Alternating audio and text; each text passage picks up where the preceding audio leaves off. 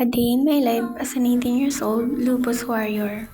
Hi people! Welcome back to my vlog. Ako si Lian. At today, samahan niyo akong i-spend ang unang araw ko sa hospital.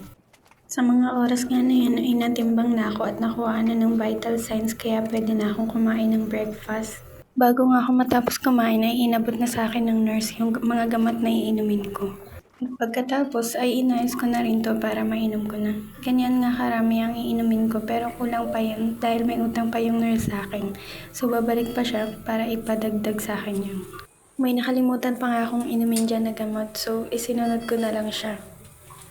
Ngayong araw nga ay maghihintay lang ako ng result ng mga blood test at urine test para malaman kung ready ba yung katawan ko for cyclo. 9 pieces nga yung ininom ko dyan na gamot pero supposedly 11 talaga yan. Kaso nagbababa pa yung nurse para kumuha ng gamot. After ko nga dyan uminom ng gamot ay nagpahinga lang ako saglit at nagbababa ng kinain bago humiga ulit.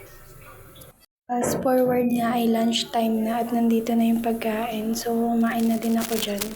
So, ang diet ko nga dito guys ay renal diet. So, yung pagkain ko dito ay niluluto ng walang asin. Binibigyan lang nila ako ng asin para sa buong araw. Then, yun yung pwede kong gamitin para yung pagkain ko is may lasa pa din. Pero, binibigyan pa rin ako ng ulam ni mama. Pag bumibili siya ng pagkain sa labas, nakihingi din ako. So, habang nagla-lunch nga ako dyan, ay sinabihan ako na dadalhin daw ako sa radiology para i-x-ray. After ko nga dyan kumain ay off-cam, uminom na rin ako ng gamot. Habang hinihintay ko nga dyan yung magdadala sa akin sa x-ray ay nagpahinga na muna ako. Habang papunta nga sa x-ray ay hindi na ako nakipag-video dahil nahihiya ako at saka bawal din mag-video doon sa loob ng radiology. Fast forward nga ay nasa x-ray na ako. Habang naghihintay ako dyan ay nag-video ako yung sarili ko lang. Pero hindi ko pwede ipakita yung paligid ko kasi puro staff so bawal kasi yun. Medyo matagal nga ako dyan naghintay dahil yung nasundan ko is series of x-ray so iba-ibang position yung ginawa sa kanya. So sa akin is bilateral lang. Fast forward nga ay nakabalik na ako sa room. Pagbalik ko nga ay dahil medyo matagal ako doon, nagutom din ako so kumain ako dyan ng nilagang saging. Habang nakikipagchismisan sa kaward namin. Umiinom nga ako ng immunosuppressant, ganyan kalagas yung buhok ko.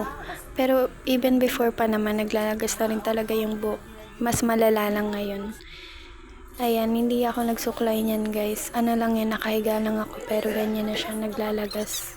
Fast forward nga people is 5:45 na niyan. So meron kasi akong iinumin ng 6 p.m. So kailangan kong lamnan yung tiyan ko.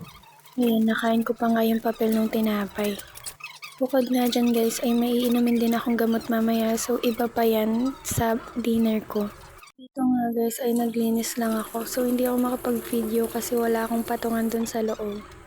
Yan nga guys, ay 7 p.m. na yan. So, nag-start na rin ako mag-prepare para kumain ng dinner. Dahil nga may iinumin pa tayong gamot.